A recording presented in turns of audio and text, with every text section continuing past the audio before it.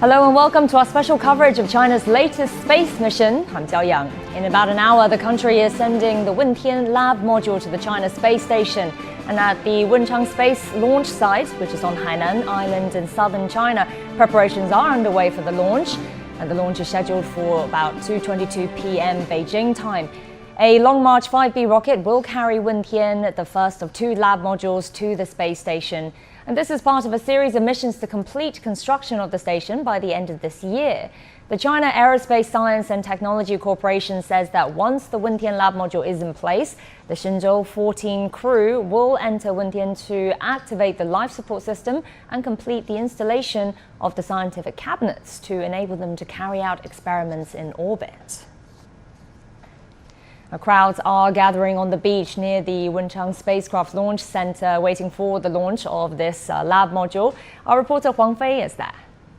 On the beach in Wentian, and as you can see behind me, the Wentian launch site, the launch pad is pretty visible from this distance, and that's why there are tens of thousands of people on this beach, stretching about 9 kilometers, all here to see the spectacle. A lot of them arrived very early this morning, 5 a.m., just to grab a front row seat to a very proud moment in China's space history.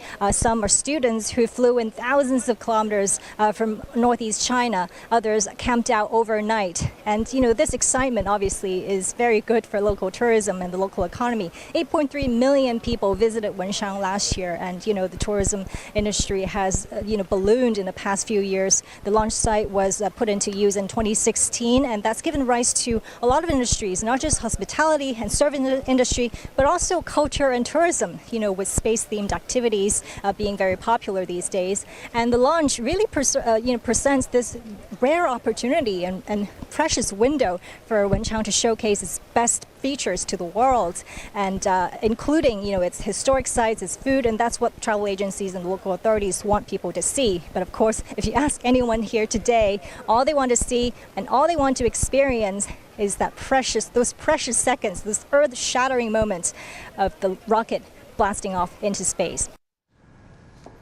Now we're joined by two guests here in the studio who'll be watching the launch with us. We have Xu Yansong, former Director for International Cooperation at China National Space Administration, and Sui Yanan, Associate Professor at the School of Aerospace Engineering at Tsinghua University. Gentlemen, it's great to have you with us here in the studio. Thanks so much for coming.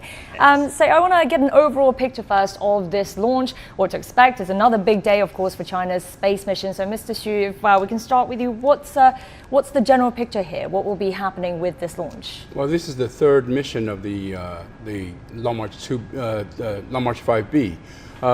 One of the largest cargo ship that currently in service at this moment in China.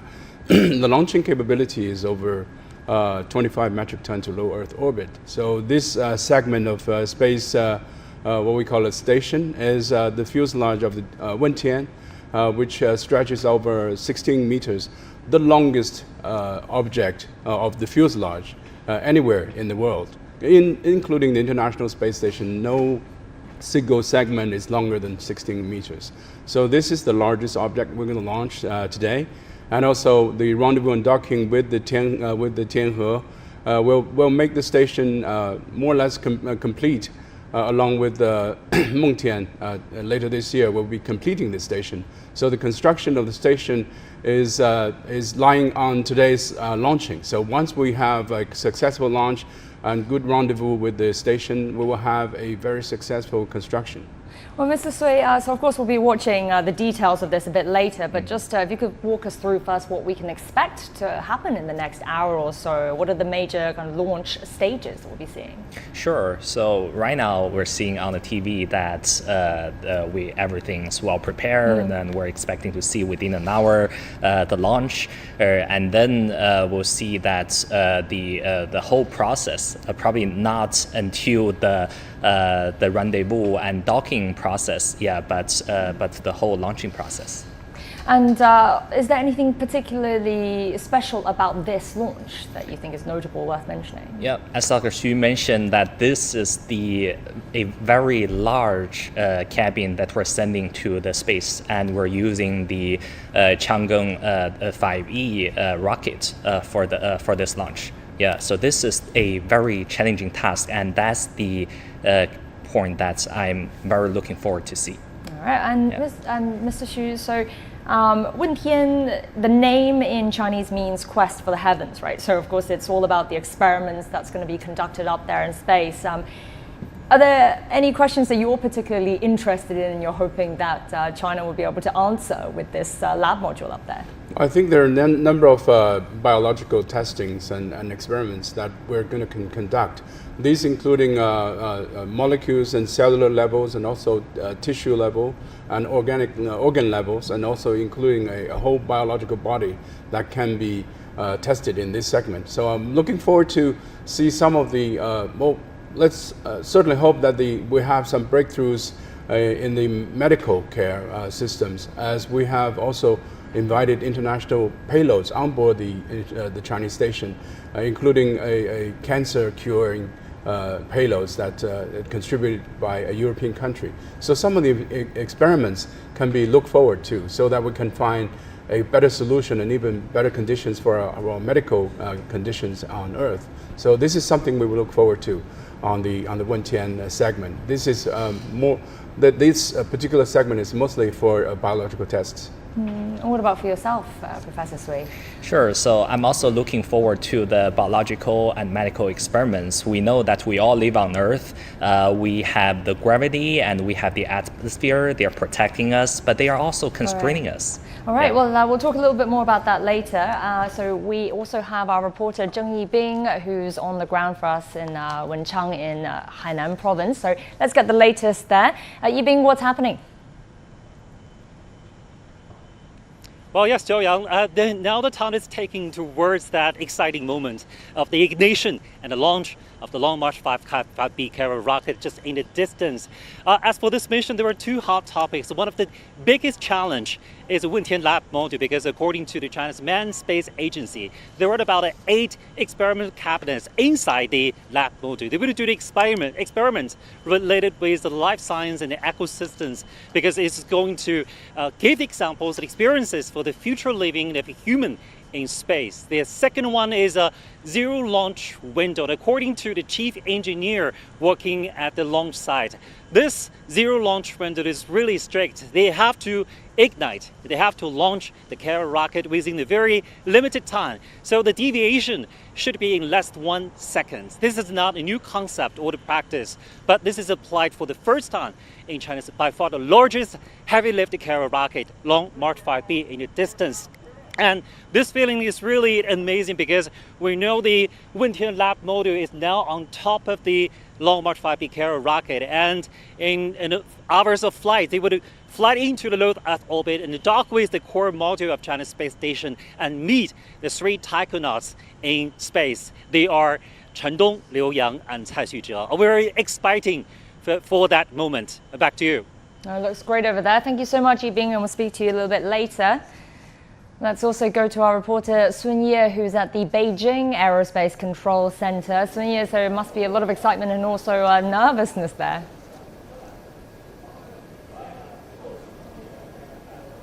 Hey there, Zhao Yang. Here at the Beijing Control Center, we are thousands of miles away from the launch pad, but it is the same way here with professionals, experts across the systems. They've been prepping for this mission for weeks, and today everyone has their eyes trained on the launch, on the rocket module combination. Now, we've been hearing updates from the flight control team, and throughout the morning, they've actually been telling us the same message, that everyone and everything are ready. They are ready for the launch. One of the mission chief for the space application system actually told us that they have 629 troubleshooting solutions for the space application system alone. So they're not going to miss anything. They're not going to let anything happen without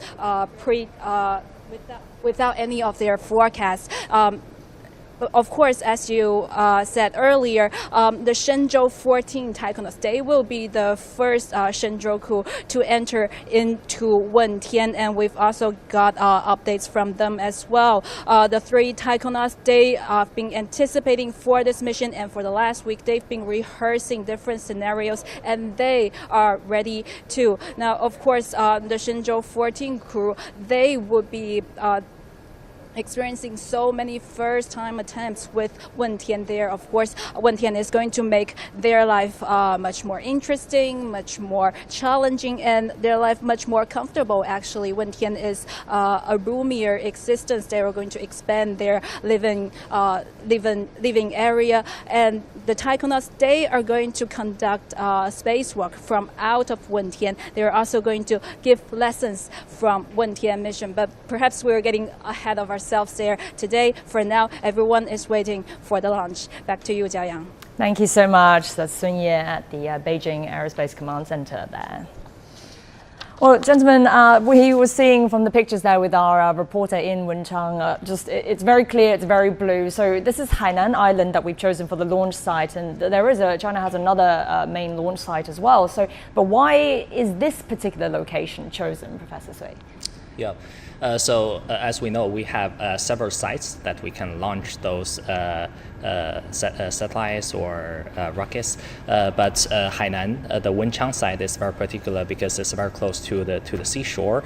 And for this time, we have the Chang'e 5B, which is a very large rocket. Right. And this rocket is very hard to be transported to inland areas. For example, our inland Jiuquan or other sites. Yeah, so we have very large parameter. If I remember correctly, it's over 5 meters diameter for this, right? Yeah. So what about the conditions that's necessary for the launch then in Hainan? Yeah, I think today we see from the on-site video that the air condition is very good. Yes, we have good winding condition. There are no storms or no other, say, weather conditions. So far, so good. All right. Well, I think Hainan Island is chosen because of the particular location. As you know, we have already 4 launching sites, one in Jiuquan, one in Xichang, and one in Taiyuan. So the number 4 location in Wentian is chosen for its drop zones for safety reasons and also for latitude. The drop zone meaning? Meaning if you launch, you have the booster separations, you have the first stage, they're all dropping. So this time, if you launch towards the ocean, they're dropping into the ocean without hazardous to human bodies and inhabitants. And also for another reason is that latitude, it's closer to the equator, so the rocket is more efficient, in particular when you're launching to a geostationary orbit. So it saves more energy for the rocket itself. Exactly. So they're planning to have extension of the launch site, including commercial sectors and also the future heavy launch vehicles into Jiuquan, in the same location. Fascinating. Well, let's look a little bit more at the Wentian Space Lab module. It is a giant structure, and carrying it to the China Space Station is, of course, no easy feat. So Sun Ye is again here with this story on how this heavy-duty mission will be carried out. Both the Tianhe core module and the Wentian Space Lab module weigh over 20 tons and are at least as tall as a 6-story building. And to take them to orbit as planned, only Long March 5B carrier rocket can do this.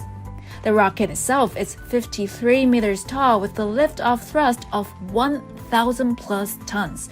It's capable of sending 25 tons to low Earth orbit.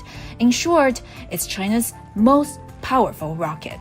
那么经过这2次发射任务呢，实际上对于火箭的整个的技术方案。 The entire technical plan of the Long March 5B carrier rocket has been thoroughly tested since the 2 launch missions before 2022. Now it's time for the application stage, and we're confident that the technical state of the rocket is fully developed and stable, and is ready to conduct the China Space Station module launches. This year, we'll complete the launches of the Long March 5B Y3 and Y4, and at the same time improve their reliability and stability to best serve the needs of Wentian and Mengtian. For Wentian, which has a rendezvous mission, the rocket launch needs to be ever more advanced. 是对于交会对接任务。 To meet the rendezvous requirement, the Long March 5B carrier rocket employed a deviation correction technology at taking off. That extended the launch window to over 2 minutes. We're ready for all kinds of risks on the ground that could delay their launch and took corresponding measures so that everything on the ground is stable and dependable. Experts say the Long March 5B carrier rocket will maintain its reliable and stable performance as the designated driver for China's space station modules. Sun Ye, CGTN, Beijing. All right, so we're just waiting for the launch now. Let's go back to our guests. Mr. Xu, so can you explain to us this zero launch window that we had heard earlier from our reporter there? Yes, as you know, that the Chinese space station and any other space objects are orbiting in the latitude and inclination in a certain way and certain speed. So this requires the Wentian to catch up with the station at a precise location where it can rendezvous and dock with the station. So this requires a very precise launching opportunity or launching window. So considering the orbit of the Tiangong station and also considering the launching factors, velocities, altitude, and proportions, the precision launching is very important so that the two spacecraft can rendezvous at the exact location at the exact timing. So if you launch delayed or even earlier, you have to consume fuels on the spacecraft to catch up and to slow down so that these can have a rendezvous and docking. So precise launching can save fuels and also can save a lot of ground crew efforts, as there is also a TTNC team that is on the ground that's supporting the whole mission, including ground stations on the mainland and also on the ocean. But that precision is down to the second, literally. We're talking about when we say zero launch window, 0 second launch window. So that 1 second or a few seconds could make that much difference. Exactly. Considering the velocity and also the altitude of the spacecraft, a small initial mistake can have a huge amplification at the ending. So there is a very precise window that we can launch the spacecraft to have the optimum opportunity for the rendezvous. Oh, so that really is rocket science there. So we're actually looking at live pictures now from the Wentian launch site, so we can see the rocket right there. So that is the Long March 5B rocket. So that is a slight deviation on the original Long March 5 series, right? Professor Sui, so this rocket has a nickname that science fans have given it, which is Pangwu, which means chubby 5, right? And I think Yes. it's quite apparent from its looks. It is slightly wider in width, perhaps, with other rockets. But is it designed this way for a reason? Yes, it is. Yeah, so this we call it chubby 5 or Pangwu because the aspect ratio of these rockets.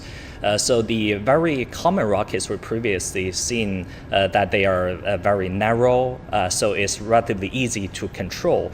But this chubby 5 or the Chang'e 5B is actually pretty wide because we need to design it this way so that it can carry the important large cabins we want to send to the space. So this is, I think it's considered a heavy lift launch vehicle, and there's another class on top of this, right? The super heavy lift vehicles. What's its payload then? Yeah, the payload is about I think is about 2510, right? Yeah, 25 metric 25 tons. Yeah, Okay. 2510. And then put that in context for us in terms of the Wentian Space Lab, then how heavy, what's the weight of that, and how many, one module, could it potentially carry more than that? The one module is about 22 metric tons. Okay. So that leaves some room for the launching and also, but the weight is not the only issue. The size also, the 16 meters long. So you can see the Long March 5. It's a single stage. Well, they call it single stage with strip-down boosters. So we have a 4 strap-down booster with the liquid kerosene, liquid oxygen as fuels. So each engine has 120 tons of thrust. and also the core engine, which is FY77, liquid oxygen, liquid hydrogen, so cryogenic engine. So all of these combined can put this this payload into orbit. As you know that we have already had the Wentian launched into orbit, and also a previous testing launch was conducted. So all of these are successful, but as you know that the last segment or the core segment, once it's entered into the orbit, it also work as a spacecraft. So we'll have to bring it back safely and in a controlled manner. So one of the first missions was unable to do that, but later on we improved our technologies, and so these, what we call the passivation of the last stage has been conducted. So we can safely bring back the last fuselage and safely burn it into atmosphere and drop it to a no habited region. And do you think the current Long March 5B rockets, the Long March 5 series, is sufficient for China's future needs in terms of future space launches? Well, this is an interesting question. I think previously we had we called 3.35 meter diameter, this including from Long March 1 all the way to Long March 4. This is for the railway transport purpose. So the railway tunnel is maximum size is only for 3.35 meters. So all of those previous missions or previous launch vehicles were 3.35 meter diameter. So this 5 meter diameter, as Professor have mentioned, are manufactured in Tianjin and shipped to Hainan. So for this larger diameter, enabled us to have a larger payloads, including the Tiangong and Wentian and also future Mengtians, were all based on the 5 meter diameter missions. And also 5 meter also was designed for the lunar mission and also for Mars mission. The Tianwen was also designed in that manner.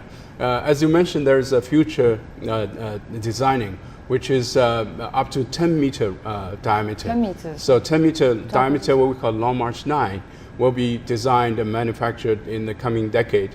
So we hope to have a first launch in 2030, also in the same location in Hainan. So as you can also see that the launch fuels are also different. The Long March 1 and Long March 5 is using UDMH and nitrogen tetroxide, which are highly toxic to humans. So when we move to Hainan, we use kerosene and oxygen only. So this is what we call environmental friendly fuels and also good for the environment. And there's no UDMH and nitrogen tetroxide, which is very dangerous to the environment. Right. Well, we're now in the 30-minute countdown preparation window now. So 30 minutes to go until launch. So, you mentioned several rockets there. So China has a huge series of lots of long marches, right? So 12 in total at the moment, I think is it? Up to 15 Up to 15 now. Yeah. So obviously that's a lot to go through. So just if you could, Professor, so if you could just pick out a few that you think are very notable in terms of its design and its usage and how that compares to the Long March 5 that we're seeing here, or Mr. Well, I think the first 4 families, were the Long March 1 all the way to Long March 4, was designed. You can see Long March 2B or 2D is for low Earth orbit, and Long March 2F is for what we call human-rated missions. So Long March 2F has been designed for the Shenzhou missions. All of the Shenzhou has been launched by Long March 2F. And also Long March 3 series, starting with the payloads for geostationary orbit, and also the 3Bs and three varieties are for geostationary telecommunication satellites missions, and also for some of the lunar missions we're using Long March 3 series. Long March 4 is for sun synchronous orbit. So all of these 4 old models are using the conventional fuel, UDMH and nitrogen tetroxide. And then starting from Long March 5, Long March 6, and Long March 7, we're using liquid kerosene and oxygen as fuel.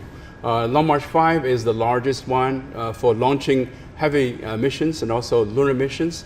You can also see that we launched Tianwen mission on the Mars mission, also based on Long March 5. So Long March 5 is a 5 meter diameter. So when the team start to design the mission, they have a concept of 5-meter diameter, not 3.35. So the design phase started off with Long March 5. And Long March 6 and 7 are for cargo missions and also for like the Tianzhou cargo mission supplying the station, also using the new generation launch vehicle. So you can see that we have a launch pad of Long March 5 and Long March 7 at the same location. So even they're exiting from the same factory, and also the fueling system is same, so that we can fuel them with the kerosene and oxygen at the same time, and also with the same equipment and facilities. So this is the difference between the new generation launch vehicle and the old ones. And what could the future next generation of rockets? You said, I think Long March 9, right? You said that would have a 10-meter diameter. What kind of a potential payload could that have? Well, the heavy lifting launch vehicle has always been used for interplanetary missions. We have a Saturn rocket that is from the NASA in the 1950s and 60s, putting Apollo missions to the moon. The Saturn is relatively the same size as the Long March 9. And also we have the US is developing SLS launch vehicle, also with 100 metric tons of launching capability. That is also aimed at building a space station around the lunar circle. So size lunar missions and also lunar landing missions would require heavy lifting launch vehicles. And also we have a mission of designing a new generation human capsule missions. So to enlarge from the current Shenzhou size, we're enlarging that to a larger crew members, so that we have also size lunar missions and even more ambitious programs. Mr. Xu, you did mention earlier that there's no second stage for the 5B rocket. Why is that important? Well, this Long March 5 has been used for the most part has been used for containing the Wentian segment, which is over 16 meters long. So we have a large fairing atop of the core stage. And also considering Sorry, let's just explain to our viewers. The fairing, by that we just refer to the casing that's protecting the main, the module, right? Yeah, exactly. Yeah. Starting from the last segment of the engine all the way to the top of the payload, or what we call the payload is this time is the Wentian segment. And also considering the altitude of the mission, the capability of the Long March 5B is able to launch such a payload in low Earth orbit with a single stage. So the altitude of the station is about below 400 kilometers. So it's not very high. So this is going to be a direct injection into the orbit without apogee and perigee changings. So this will have a very good precise insertion of the segment into the orbit. So for precision purpose and also for simplification of the mission. If you have more stages, you have more risks. Stages essentially meaning, in layman terms, just parts of the rocket, right? Stages means like once you have complete one segment, the second segment will start burning. So that's the second stage, yes. Well, earlier we were seeing on screen that the engineers are now doing the second comprehensive check before launch. So these rockets, also Mr. Xu, you mentioned about the propellants that's been used here and how it's much more cleaner and also more economical. Is this something that we could be seeing in the future for all the generations of Chinese rockets, or do you think the kind of the more traditional fuel will also still be needed? Well, the traditional fuel has its advantages. It starts to combust once the two segments are met. You don't have to ignite it. So this is the advantage, and also for safety reasons, we have a very reliable system that has been working more than 400 times. So we have this what we call human-rated spacecraft is based on the conventional fuel. So we're testing and also have more launchings of the Long March 5 and Long March 6 and 7 and even 8. And then we have more accumulated knowledge of the liquid kerosene and oxygen, including oxygen and hydrogen fuels. So we have more experience, we know the reliability of the launch vehicle, then we can improve that to human-rated launch vehicle. Professor Sui, so if we are looking at the big picture of the space station, and it's currently in this in-orbit construction stage, and, you know, we've seen there's 11 missions planned for completing the space station overall, right? So what for you do you think are the most critical or challenging? They're all important in their own way. Right, they're all important, but from my point of view, so the current one is a very, very unique one because this is the first time that we have the astronauts, or we call taikonauts, in the space, and they're waiting for the this Wentian cabin. For all the previous tasks, we have there are no men in the space as we stand and we do the rendezvous and docking system.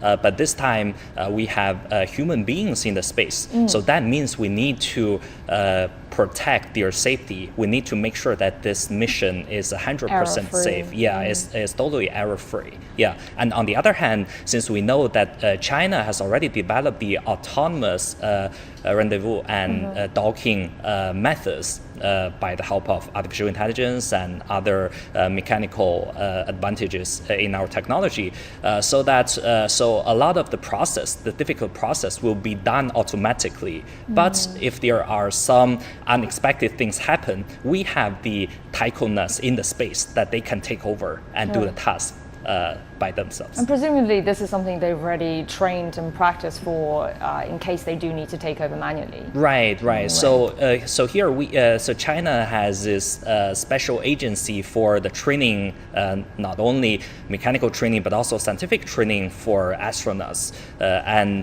So all the astronauts, they went through very difficult training courses to make sure that they can have the job done. Yeah, I mean, you said this is going to be an automatic docking, but at the same time, the astronauts, surely they have to prepare in some ways, right? What kind of preparation would they be doing, waiting for the arrival of this? Right. So actually, before we launch them to the space, the current 3 astronauts, say on the ground in their training stations, they actually need to train the whole process by themselves, the whole rendezvous and docking process, using the simulators and using the large equipments on Earth. And then when they're standing in the current space station, they're just waiting for the new cabin to arrive. So that's getting prepared in case they do need to take over. But right now, I mean, what do you imagine that they're doing up there right now in the space station? Well, I think from launching until the moment of rendezvous and docking will take a few hours. And also, rendezvous and docking is prepared and controlled by the ground crew. So basically, they don't have to put their hands on the computer or the sticks and to sit back and relax. Yeah, they're basically sit back and relax, but they're prepared for emergency situations in case they don't have a successful rendezvous docking.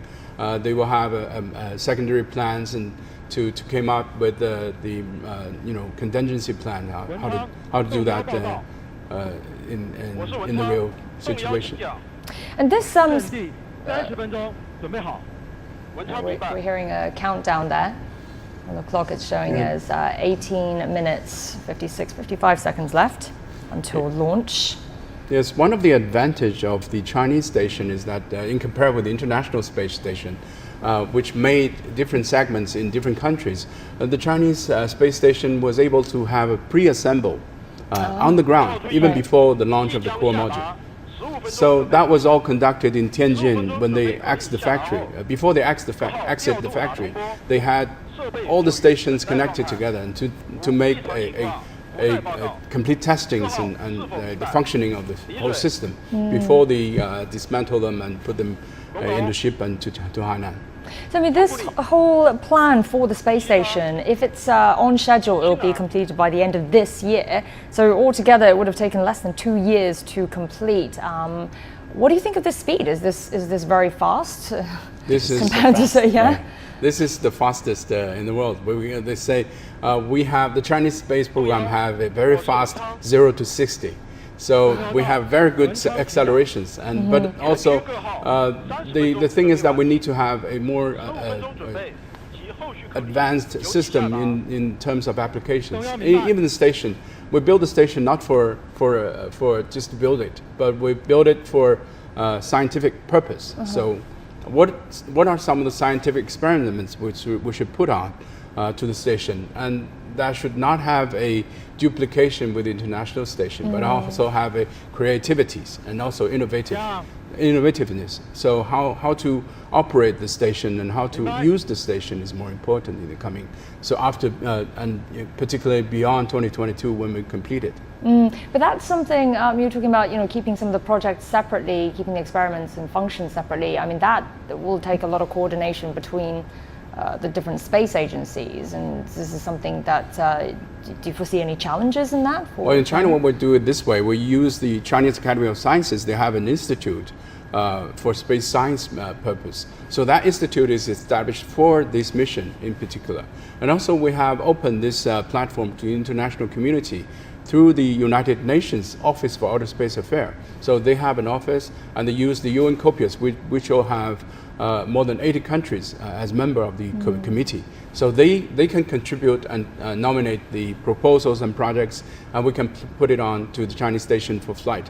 The initial stage, we have selected 9 payloads already. So we're in the second stage of selecting new proposals. What are some of the criteria for selecting these proposals?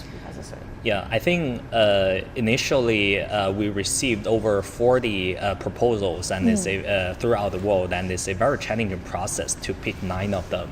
Yeah, I think it's very. I think the first criteria is the quality scientifically, whether those tasks can only be done in the space or they can also be achieved on Earth, right? So if those experiments can also be done on Earth, there's no reason for us to spend that effort to put it in the space. Right. Yeah, and then secondly, since the original international space station was mainly developed and run by the developed countries, for us, so the China space station is also looking into the space efforts from developing countries and trying to encourage the global involvement of space science exploration. And we, obviously with this Wentian going up there, lots of experiments will be carried out in this lab. And we're hearing the 15-minute countdown now from the space control, the launch control center there. 15 minutes to go till launch now. Yeah, so our reporter earlier mentioned that there are 8 experimental cabinets, I think, with this module going up there, right? So what are some of the key technologies that is going up in this Wentian lab? Well, I think the Wentian lab is basically a biological lab. I think it's using for biological experiments. And some of the payloads and even some of the, let's say, small creatures is already in the fairing and it's ready to be launched. So some of the payloads already been put into the Wentian. We're not waiting for the cargo to bring it. The Wentian segment is already have the experiments on board, and also some of the experiments will be conducted and unlocked and once in microgravity environment. So I think there's a lot to expect, in particular when we see the astronauts open the hatch of Wentian and make sure that these are what we call it bio-support system are working, and also we unlock some of the experiments, put them into microgravity environment. Then we will have some results very soon, 2 or 3 weeks minimum, and we should be seeing some of the interesting experiments coming back. So actually, Professor Sui, so this Wentian lab module, so it's for the experiments, but actually it also contains a additional living quarters, right, for the astronauts? Yes. Yeah, this new cabin actually have 3 places for astronauts to live in that cabin. So the maximum amount of capability for our space station is actually 6 astronauts or taikonauts on site. Yeah, but of course we're not planning to have 6 of them in the space for a long period of time. But just there in will case, be a handover. Right. This year, yeah. Right. And in terms of the scientific experiments, I think that there are many fascinating things in the space, but 2 very unique things. One is the microgravity condition, and the second is the radiation. we know that we on Earth that we are protected by the atmosphere, so we have little radiations. But what radiations can they can harm us, but they may also create some interesting scientific discoveries for us. That's what we want to see in those space experiments. Yeah. So if you could also just walk us through the structure of this module, of the Wentian module. So there will be the living quarters, also where they do the experiments, but there's also this airlock. Well, there's an airlock at the segment, at the connecting the Wentian and the Tianhe station, and also there's once you enter it, there's a living quarter at the first entrance, and then there's racks of experiments where we put on slides. It's like a drawer, but it's different racks that can be put on four different dimensions. And at the end, it's narrowing down so that we can have also exposed environment for experiments. And also it's folded with one robotic arm at the end, smaller robotic arm, and also a solar panel. The solar panel is deployed, it's folded and rolled it. So once it's deployed with the 16-meter stretch, and another side, another 16-meter stretch, the solar panel would not be overlapped with the another one, so that we do not have a shadow of the solar panel to the other side. So the solar panel will have a maximum generation of power capabilities. So this is the configuration. So the very end is the solar panel. This side is the airlock and docking devices. And from the outside, it looks like a tube. It's like a tube, but the end is a narrow, thinner tube, so that can have exposed experiments and also have the small robotic arm, in addition to the main robotic arm on the Tianhe module. So this one is smaller than the one that's already on there. What's this particular robotic arm capable of? What's the intention of sending this one up there? This robotic arm can maneuver the exposed experiments. For example, we can remove and place a certain experiments on the which is exposed to the space environment. Like Professor said, this is not only microgravity environment, but also for radiation. So there's also radiation environment. So there are different experiments we can do, either indoor or outdoor. We're at the 10-minute countdown now to launch. We just heard that announced there. Sorry, so Mr. Xu, you were talking about the robotic arm. So it does all the exposed experiments outside the space station. How does it compare then to the bigger one? I mean, in terms of size, in terms of function features. Right. So this more, I call it small, but it's actually very, very large. Small in comparison. Right. Right. So our audience probably have the understanding of a robot arm from the car factories. They probably see from TVs that in car factories we have those robot arm that doing the manufacturing of cars. Actually, these arms are much larger than those arms, right? But the current arm in the space in the space station is even bigger. Yeah, and it will play a critical role for manufacturing the space station. Because we know that we're building a very complex space station, although we have those great tycoons that they can leave the cabin to do the job, but we still want to protect them as much as possible. Yeah, so a lot of work will be done by those robot arm. The big robot arm already in the core cabin, and together with this small robot arm, they will cooperate and collaborate together for the manufacturing. For the building of the space station. I understand they can also help each other, right? Yes, they have an exactly. They can even connect to each other. Yes. Yeah, very exciting. So we're looking at these live pictures now from Wentian, the launch site. So this is the viewing area. Lots of people gathered there. So when the rocket lifts off, when it actually leaves the launch pad. So I had read before with in the US with the Kennedy Space Center, you know, people can feel the shaking of the ground and feel the vibrations from a couple of kilometers away, right? You can feel on your chest the vibration of the engine. In particular, this is a larger engine with a total of, I think, 8 working engines at the same time. So each strap-on booster with 2 engines.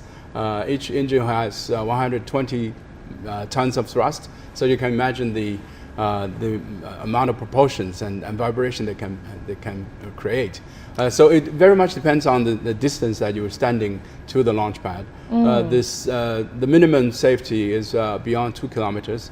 But so no closer than 2 kilometers can you. So you have to either hide in the bunker or you stay beyond 2 kilometers. So I think there's the crowds. So the crowds is about 8 kilometers away from the launch pad. And they would still feel it there? They will still feel it. They will still feel the vibration and hear very loud. It's like a huge firework. Wow, so that's an exciting moment that they're in for.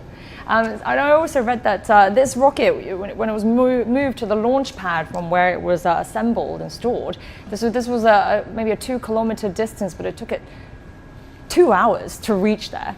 I mean, that is an incredibly slow speed for what this rocket can manage, right, when it actually lifts off. It's actually walking speed. I mean, I've been following once with this transport of what we call vertical assembly and AIT center into the launch pad. So that the slow motion is for the safety purpose because it's very tall. It's over 50 meters, and also it is not fueled, so it's not very heavy. So when you pull it to the launch pad, it's relatively lightweight, so with only the weight of the engine and the casing. So once it's on the launch pad, you have to fuel it, and once fueled, it's very, very heavy. So we've got the 6-minute countdown now. 6 minutes to go until launch. So with this rocket, you said it's vertically assembled. Would the other option not be an option then, to horizontally assemble it and then try to lift it up? It was horizontally transported. Okay. So the purpose for vertical assemble is because the launching status is vertical. So everything is on the vertical status. So when you launch it, it's the same status. But if you launch assembled in horizontal position, when you put them up, some of the things or small things might change their positions, their connections, or even electronically and mechanically. So vertically assembled and vertically launching is the trend in Europe and in China and US. Why make things more difficult for yourself, right? Yeah. So 5 minutes countdown now. 5 minutes. 5 minutes to go. Are we keep fueling at this moment? I think 5 minutes we're only fueling the hydrogen, and the other oxygens and kerosene. Kerosene has been already, because it's not cryologic, so it's not cold fuels. So kerosene is normal temperature. Yeah. Oxygen has been filled until 7 minutes. 7 minutes to the launch. So 4 minutes or 5 minutes to the launch, we'll stop the hydrogen fueling. So everything is stopped and disconnected, and then we have the unlocking of the launch vehicle. And is that something that would have happened already, the disconnecting of all the propellant? Yes, I think it's disconnected already. So, but some of the last electronic segments and also signal transmission and also electricities are still connected until the last minute or last second even. Right. Yep. Now there we saw pictures of Chinese leaders waiting to watch the launch as well. And there's So you see, it's very close to the launching time. So everything is working based on the battery on board. So the battery has its own maximum capabilities. So they have to work all the way until the separation of the fairing. So it's up to the battery to work until that moment.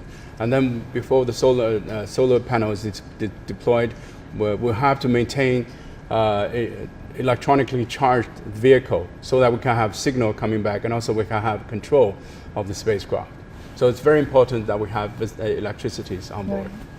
Mr. Xu, you were explaining to me earlier about the propellant that's used for the 5B, so the strap-on boosters, right? You call them. So that's hydrogen, liquid hydrogen, and liquid oxygen. No, the strap-on is kerosene and oxygen. And in the core is the hydrogen. And so we'll be expecting to see the boosters drop first once launch happens. So see different colors of flames when it's launched. the kerosene will have a relatively orange or yellow colored fire, where the hydrogen core engine will have a more blue colored fire. So once you see the launch, you will see different engines working at the same time, but they have different spectrums. So we're getting very close now to the launch time. 2 minutes and 20 seconds to go. The weather is great today. So this would be our prime conditions for launch. So one thing to remember is that the ground facility for TTNC are all working very closely, including the launch site and also the ocean-going boats that can receive signals. So they have to transmit the signals back, and also for the rockets and also for the Wentian segment. And also we're using the global system of Tianlian to have communications with the station, so that the communications and are constant throughout this whole process. Right. Well, I mean, when we watched some of the earlier launches before, with in particular the Shenzhou missions, you would hear all the different monitoring posts checking in with the main command center to say that or that the rocket is on track. Yes, there are different tracking systems, also including optical, infrared, and TTNC tracking system. All of these are functioning well, including at the launch site and also on other locations where the ground stations exist. So 1 minute to go now till launch. 各号注意，1分钟准备，1分钟准备，120接通，允许点火。 1 minute to go.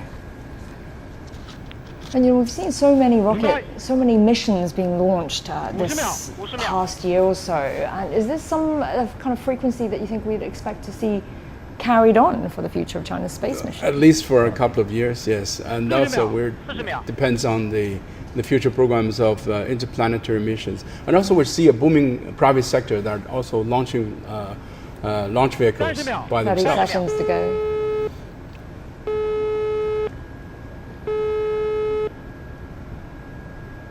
So even though there's no crew here, it's not as nerve-wracking as crewed missions, but you can still sense the tension here. Yeah, we'll have a huge blast off with also lots of water cooling down. So this is the final countdown. 5、4、 3, 2, 1. 点火，点火。 So there's a time difference between ignition and ignition itself. 140 2分32秒负5拐毫秒，140 2分32秒负5拐毫秒。 So people on the beach can see it. Yeah, that's very visible from 8 kilometers away. 8 kilometers. So you can see how large the rocket is. Yeah, even from 8 kilometers away, you can see the sound. 遥测信号正常，文昌飞行正常。 We just had the announcement there that everything is as expected and normal. 跟踪正常。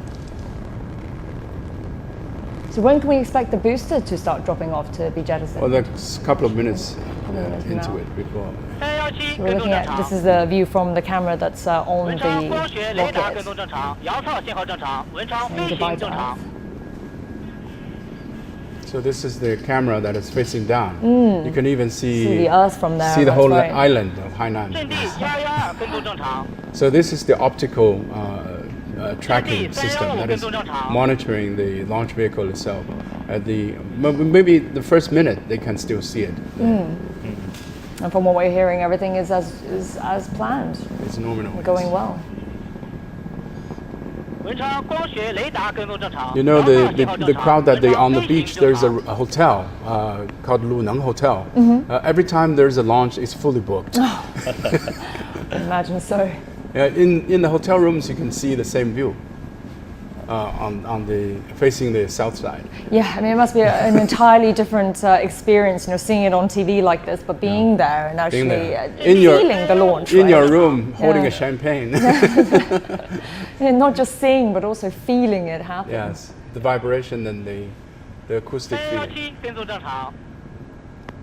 We're hearing more, these are different stations checking So in and on the left side making is sure the the optical, trajectory. on the right side is the simulation So that we can see very soon the separation of the boosters. So from the opticals, it will be very, very clearly. So this is the infrared, I think, infrared tracking system. 零水3901跟踪正常。 So the jettison of the boosters should happen any minute now. 雷达跟踪正常，遥测信号正常，文昌飞行正常。 So we have the optical. We also have the radar system, Yeah. right? And if you're just tuning in, we're watching the launch of China's Wentian Space Lab, and that's headed for China's space station. So the We'll be camera is, docking in a few hours, 七 right? 杀3113跟踪正常。 but the fast docking is 6 hours. 6 hours. 6 hours is for the fast docking for the astronauts, but this Wentian maybe takes longer. Okay.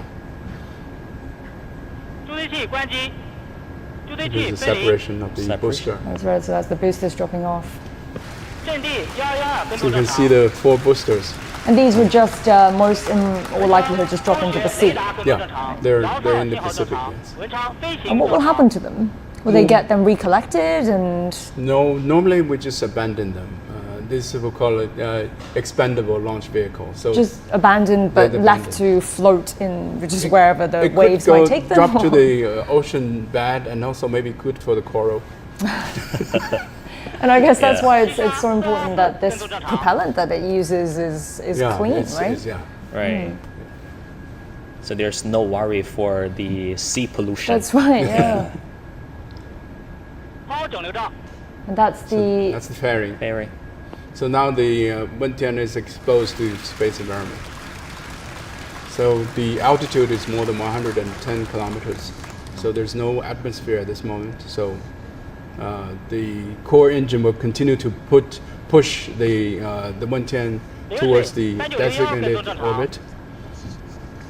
So you can see that the camera is on board the Wentian, I think.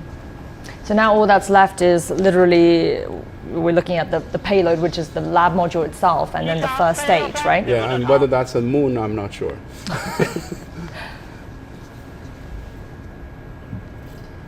And when will the first stage separation happen? Would that be quite soon? That would be 文 around 昌 8 光 minutes. 学 I 雷达 think. 跟踪正常，遥测信号正常，文昌飞行正常。 What is the timing that's chosen for the first stage separation? I mean, it's when the rocket reaches. Is there a particular Oh well, time? there's I think 2 reasons. One is the velocity of the launch vehicle, and another is the fuel on board the strap-on booster is burned out. So the strap-on booster do not have a fuel belt connected to the core stage. The core stage is only for hydrogen and oxygen.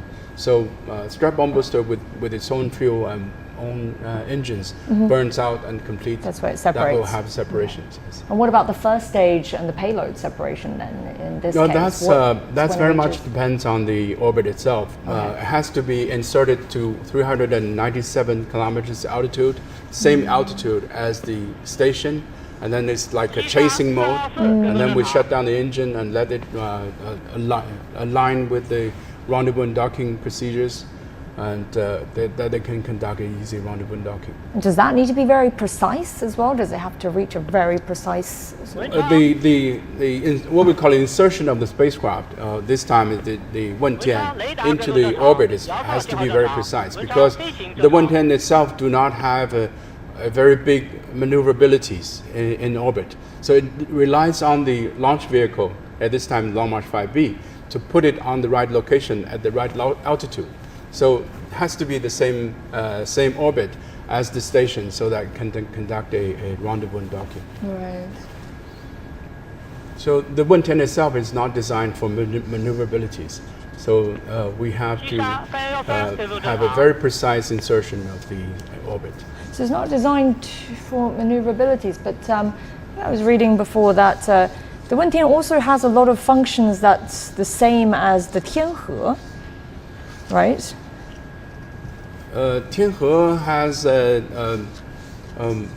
I think it's just part of the station itself. If it's not connected to the Tianhe, it's not going to function well.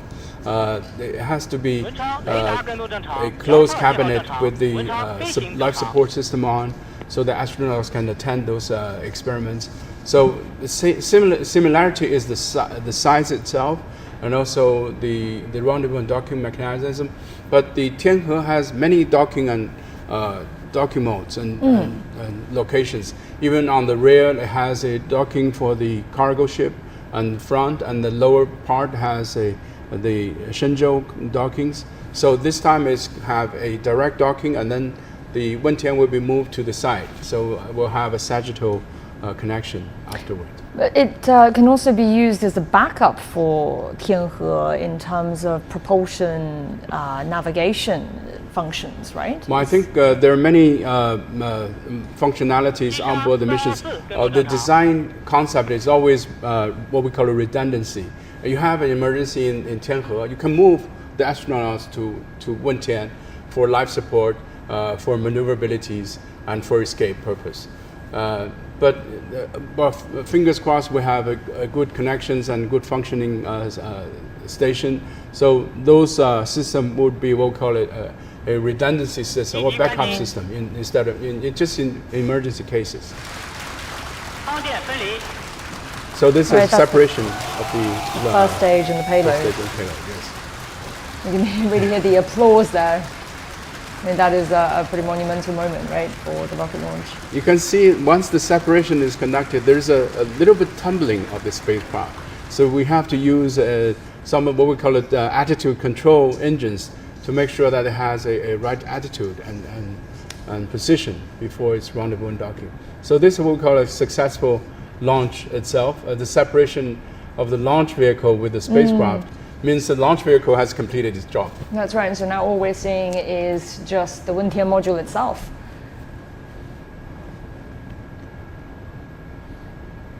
And then... So the next step would be a deployment of solar panels, I think, to generate solar powers so that can have a sustained electricity on board the mission. And is that the solar panels, are we seeing that there on the screen? Yeah, I think on the middle side there's a small solar panel for the spacecraft itself. And then there you can see there's a thinner part. The larger part is for rendezvous and docking. The thinner part is going to be for the robotic arms and the solar panels in the future. So the big solar panel for the station will be on the right side. So in the middle is the solar panel for this mission itself. And these solar panels will essentially be generating energy for everything that's needed in the Wentian. Yep. In the station itself. In the station. And that's enough for all these experiments that's needed to be conducted there?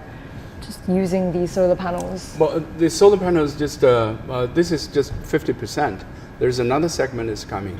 So the solar panel is very big. It's folded and you cannot see it. But it's once it's deployed, it's larger than the spacecraft itself. It's very big solar panel of 2 rails, and it's very efficient in generating powers, over 30% efficiency. So earlier you were saying that this is the backup, right? So in case something goes wrong in Tianhe, so what would happen in that scenario? All the astronauts would move to the Wentian lab, and then would it be able to detach from the space station? And they shouldn't detach it, because if you detach it, you don't have a means to come back to Earth. You have to use the capsule in case of emergency. So the first thing, in case of fire or leakage, you have to go to the capsule for emergency cases, to the Shenzhou capsules. So those are the only thing that can come back to Earth. This system is. But if you have a smaller problems like air leakage or a small fire, you can put them out, but you can escape to Wentian for temporary purpose before you go back to repair it. So there's a number of airlocks that you can use to lock yourself inside. But the main escape route is the Shenzhou capsule, and the 2 segments has to work together.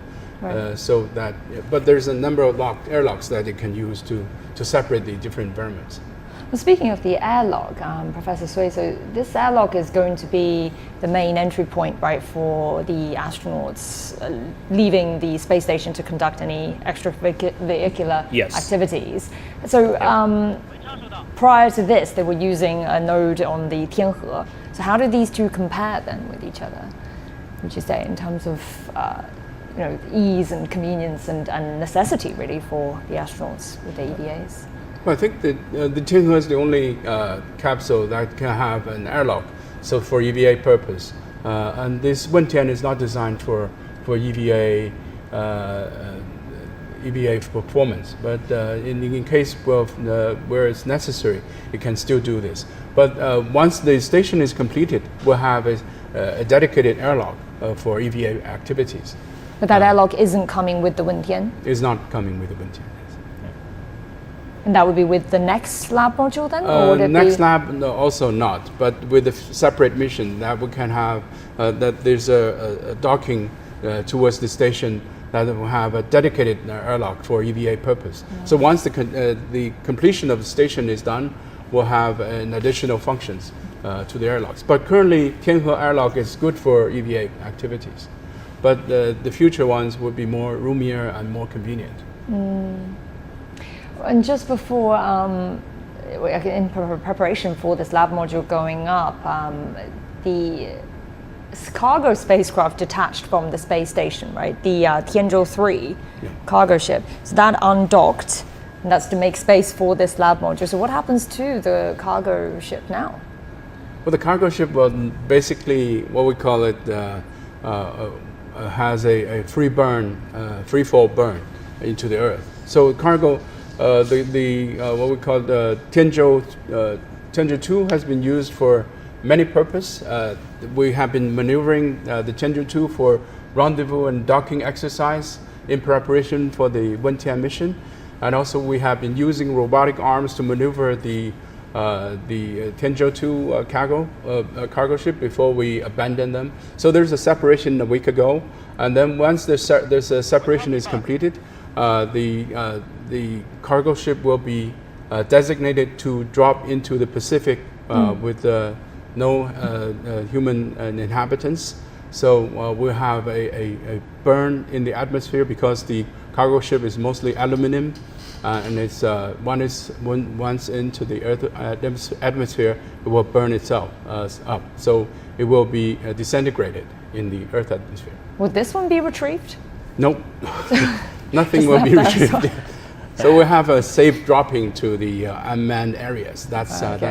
So it's not like the astronauts can send anything Even back to the Earth. the end of any space object is the best way is to drop it to the unmanned areas, including the station itself. So in the future, once we have these different segments that is not going to be used or abandoned, we'll have to drop it in a controlled manner back to Earth. So once it's decommissioned, it's just left. 各位领导、专家、同志们，根据长征5号 B 遥3运载火箭飞行数据 According 和 to 北 the 京 flying 航 data 天器 from 飞行 Yao 服务中 3 心监视 and 计算， the command 空间 center's 站 calculation, 问天实验舱 the space 已 station 准确进入预 Wentian 定轨道。 lab 根据 module 飞 has 行任务 entered 评判 into the 准则， designated 我宣布 orbit, and 此 now 次 I 发射 declare 取 that 得 this 圆满 flight 成功。 mission has come to a complete success.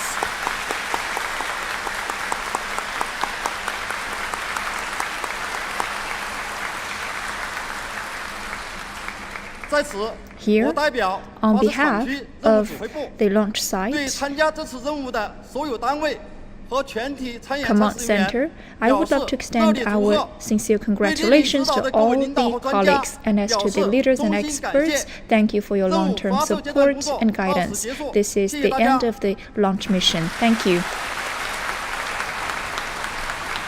Well, there you go. That's the official announcement of the successful launch of this Wentian lab module. 文昌报告，发射任务结果宣布完毕。 And it is well on its way to the space station. So then, aside from the Wentian, we are expecting another lab module, the Mengtian, later this year, right? Yes, I think Wentian and Mengtian will be the final stage for the station itself. So this is the greeting. We're looking at the pictures of at the launch site and his Premier Han Zheng. authorities. Yep, Vice Premier Han Zheng of just congratulating all the engineers there.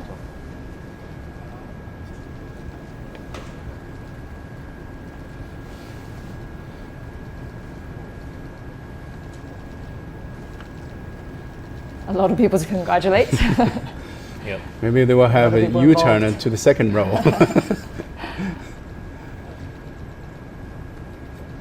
I mean, all of the missions so far have been a success for China to complete the space station. So far, yes. So far, it's very good. So we're in the right path. We had a hiccup with the Long March 5 at the first time, so that delayed this program for more or less. But we had been intensifying this launch to catch up this progress. Yes. So still on schedule, even with that slight delay. It's still on schedule. We're planning to finish 2022, and it's still on. So the International Space Station is due to complete 2024. The members country will have to decide on its future, either separation or commercialization or privatizations. But the only government-owned station is going to be operational by 2024 is the Chinese station. So that is something to look forward to, and also great achievement for the Chinese space sector. So how many more do we have now? How many more missions and launches do we have now until the completion of the space I station? visited the factory 2 days ago for manufacturing the Shenzhou. I went to the factory manufacturer, the worker. He told me he's polishing the Shenzhou 18. So they're doing the Shenzhou 18 capsule at this moment. So that's something, at least for human missions, to be expected, or even more in the future. And also we're developing new generation human capsules. So that is something also to look forward to. Maybe have more crew at a single launch. And also... more crew at a single launch? Yeah, so this time with the Shenzhou, you can only take three astronauts to space. So the new ones would go to 7. 7? Yeah.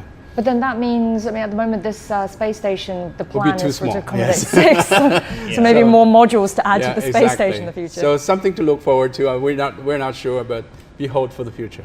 So I mean, this space station at the moment, it's designed in a way that it will have the two, so it's a T-shape, right? So we'll have the 2 lab modules on the side connecting, and then how many other sort of potential docking facilities does it have? I mean, there will be a spacecraft in case of emergencies for them to return in? There will be 2 spacecraft at the same time on board the capsule. Wait for the next launch. You will see there are 2 Shenzhou hanging on the... Yeah, the handover that So and there's a T-shape. Beside the T-shape, there are 3 docking ports in the front and 1 docking port on the back. On the back, normally we use for cargo ships, and the front ones we use for Shenzhou crew missions. So these are the general designing. So with this completion of the station, we'll have another 4 ports to dock. Yeah. In the next several years, we're expecting to see busier and busier space flights. And in the future, maybe the telecommunication in the space will also be as busy as we have on Earth. So we'll see more space traffic in the future. Right. Hopefully no traffic jams though up there. And the Wentian then, so we were talking about the Wentian earlier. What can we expect with that lab module, Professor Sui?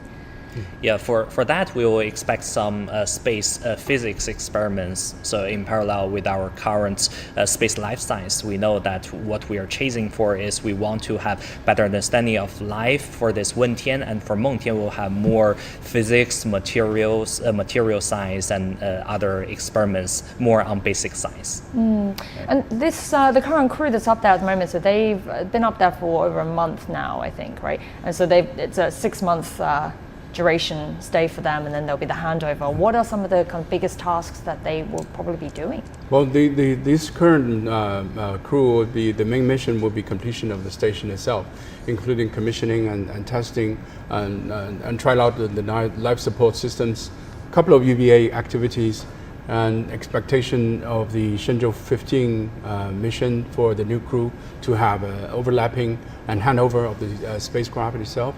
So there are many things to do. Expecting 2 fuselage, a couple of cargos, 1 crew, number of UVAs, and lots of use of the robotic arms, and testing of the life support system. So there are many things to do, and including the scientific experiments on board. They have to attend as well. So it's a busiest crew so far.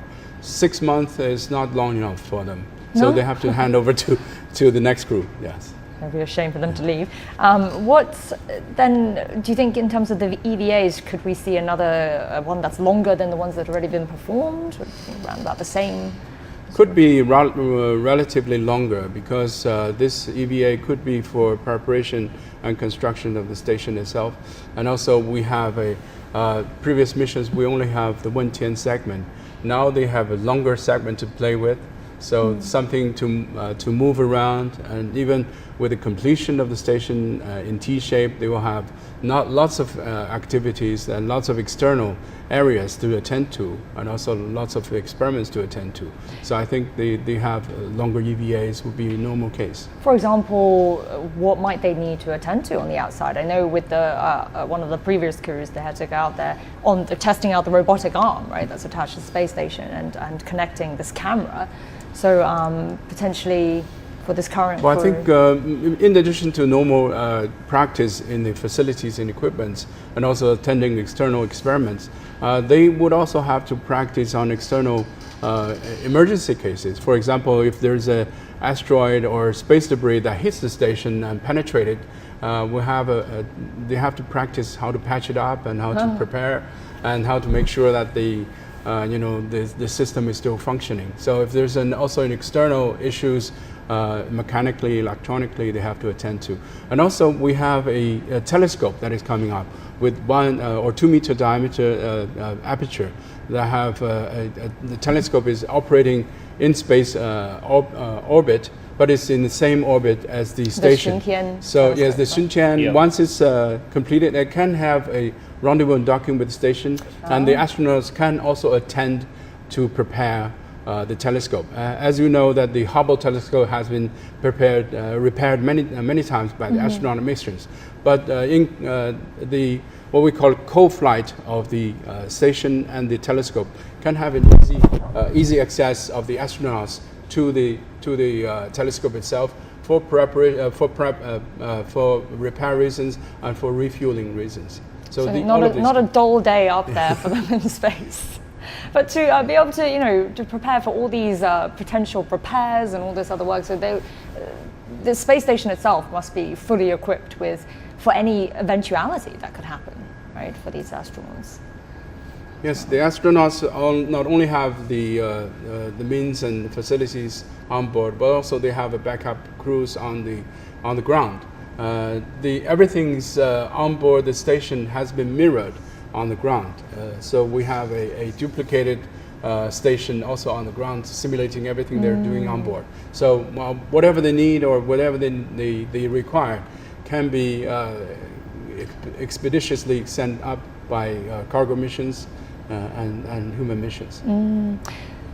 So we've seen reports that these Shenzhou 14 astronauts will be testing 9 different formations for the assembly of the space station. Professor Sui, is this something you can shed light on for us? Yeah, so they actually do a lot. Yeah, so maybe what is the question? Yeah, that these astronauts, they'll be testing different formations for the space station, different formations for how the space station will be assembled. They actually so need 9 to test different formations of assembles. What would that sort of ways, right? Yeah, what sort of formations would we? Well, I think the very first one I can think of is the use of the cargo ship that they maneuvered in frontal and sagittal connections to the station. So they have a I shape and then they have L-shaped connections. So these different testing out the different docking ports. Is this different docking ports and also different attitude control, because you have different positions. You need to control the spacecraft in different manners,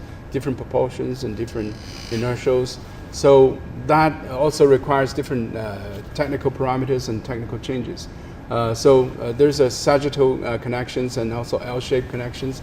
All of these are different formations, even for preparation of the construction. So we have this Tianhe, the Wentian on this. They will have an L-shaped connection first, and then before changing to L-shape and waiting for the next segment to come.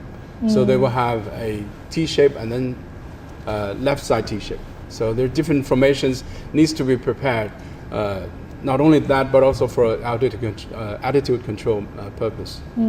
Professor Sui, so earlier, we were talking about the astronauts, and you were saying how they have a very intense training program here. So can you just tell us a bit more about astronaut selection and the kind of training they have to undergo? I mean, the current pool, if we're going to have busier missions in the future, do we have enough astronauts in waiting? Yeah, of course. Yeah, so we know that starting from the very first astronaut, Yang Liwei, we actually have two crews of astronauts. They've already, a lot of them have already in the space for missions. And I think last year or the year before, we already launched the third batch of astronauts. They all from the Air Force because the Air Force they have good physical conditions, and they could handle the very high gravity for the launching process. No travel sickness. Right. Yeah. So I think that's as far as we know, we have at least 3 batch of astronauts, making sure that in the next few years, although we have very busy human missions in the space, we have enough number of astronauts.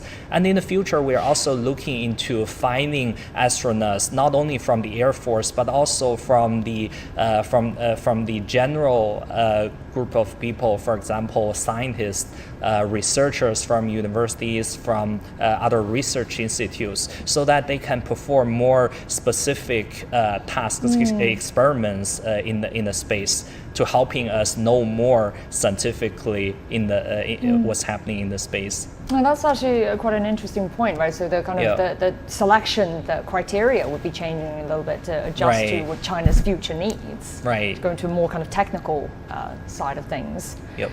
Well, that's, thank you so much. Well, we'll get back to you in a minute. Let's just take a look at this. So the authorities have declared the launch of the Wentian laboratory module a success. The Space Lab was launched on a Long March 5B carrier rocket, and that was launched at 14:22 Beijing time. It took off from the Wentian Space Launch Site in the southern province of Hainan. Wentian is the first of 2 lab modules that's designated to be sent to China's space station. The vessel is mainly designed for life science research in space, and it has various scientific experiment equipment and an exposed experiment platform outside. And in the future, astronauts will exit through the airlock cabin of the Wentian module to conduct spacewalks.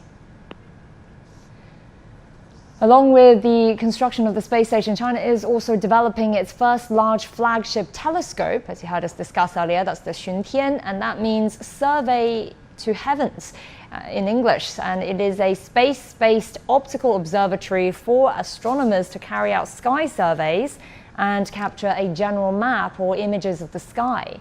The China Space Station Telescope, the CSST, has a bus-sized facility with a length equal to that of a 3-story building.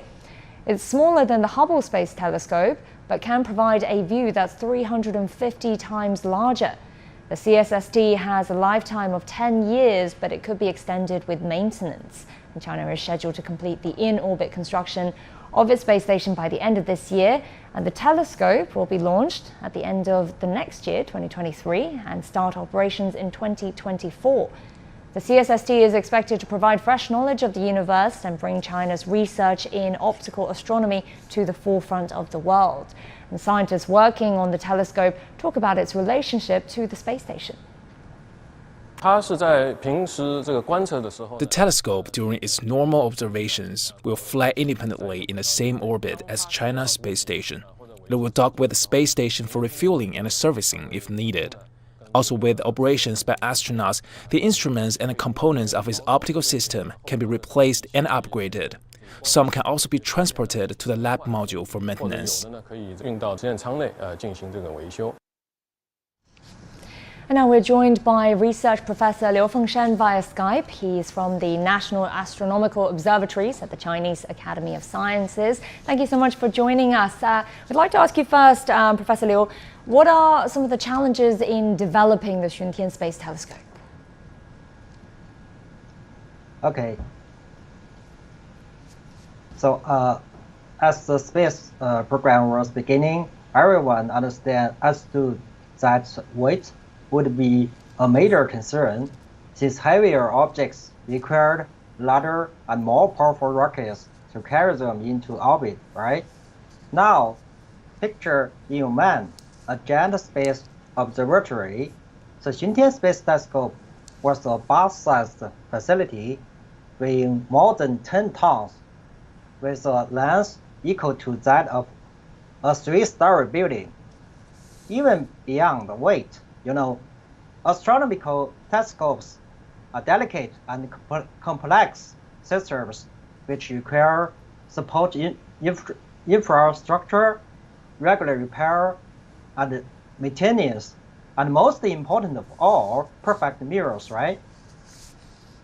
The Wentian Space Telescope was designed to be mounted with the Tiangong Space Station in its initial plan, but there would be disadvantages such as variation, potential contamination, streetlight, and line of sight obstruction from the space station. Later, a bold design was adopted, putting the telescope in the same orbit with the space station, but keeping them far away from each other during normal operations and docking it with the space station when necessary. Okay? And Professor Liu, if you could give us some examples of the applications and the experiments that the Wentian will be carrying out? The Wentian Space Telescope. Okay. Some of the experiments that it will be doing. Yeah. So the Wentian Space Telescope consists of 5 observation instruments. These instruments will be upgraded during the mission lifespan of the 10 years. The Wentian is likely to be the largest space telescope for astronomy in the near ultraviolet and visible windows in the decade before 2035. Wentian seeks to understand the nature of dark energy and dark matter, 2 of the greatest mysteries in the astrophysics today. The Wentian Space Telescope can bring China's research in optical astronomy to the forefront of the world and help cultivate world-class Chinese scientists. I think the whole humanity will benefit from the information and the research that the Wentian Telescope will provide. All right. Thank you. Well, thank you so much for sharing your insights with us. That's Professor Liu Wentian with the National Astronomical Observatories at the Chinese Academy of Sciences. Well, the Wentian Space Lab will be docking in several hours with the core module of the space station. We'll continue to bring you updates about the construction of the China space station across our programs. But for now, we'll wrap up our program here. From all of us at CGTN, as well as our 2 guests, Xu Song, former Director for International Cooperation at China National Space Administration, and Sui Yanan, Associate Professor from the School of Aerospace Engineering, Tsinghua University. Thank you so much for watching, and we'll leave you with a quick look back at some of the key moments from today's launch. 3、2、1，点火！